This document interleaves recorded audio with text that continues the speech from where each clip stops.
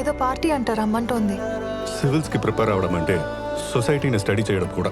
వెళ్ళు తల్లి. Non alcoholic పార్టీనే కదా.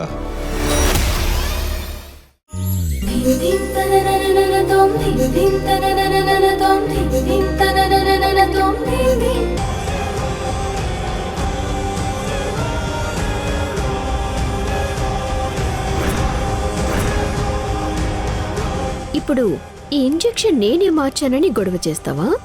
నేను కూడా ధ్రువకి నువ్వే వసుంధర అని చెప్పేస్తా. ధ్రువకి నేనే డోనర్ని అని చెప్పాలి.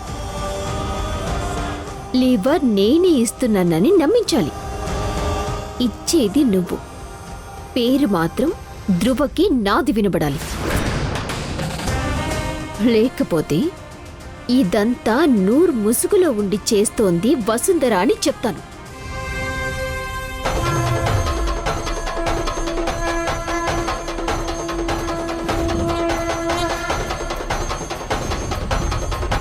నేను మీ చేత చెప్పిస్తాను అని చెప్పాను. ధ్రువ సార్కి చెప్పాలి. పదండి. అత్తమ్మ రండి.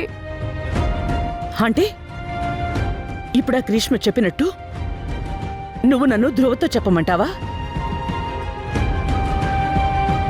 నేను చెప్పను. ఆ గ్రీష్మని నేను డీల్ చేస్తాను. నువ్వాగు.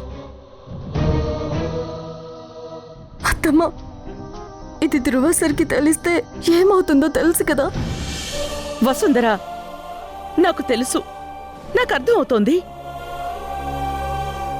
ఆ గ్రీష్మ నీ భయాన్ని అడ్డు పెట్టుకుని నీ జీవితాన్ని నాశనం చెయ్యడానికి ఉపయోగించుకుంటోంది. నేను చూస్తూ ఊరుకోలేను.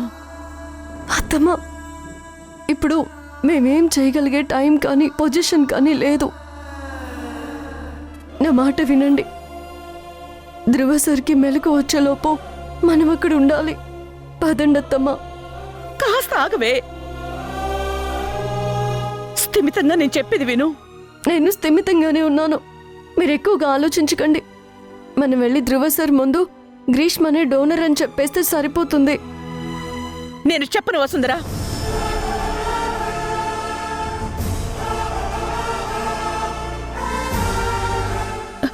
అలా చేస్తే నీ త్యాగం ఆ గ్రీష్మ చేసినట్టు అవుతుంది.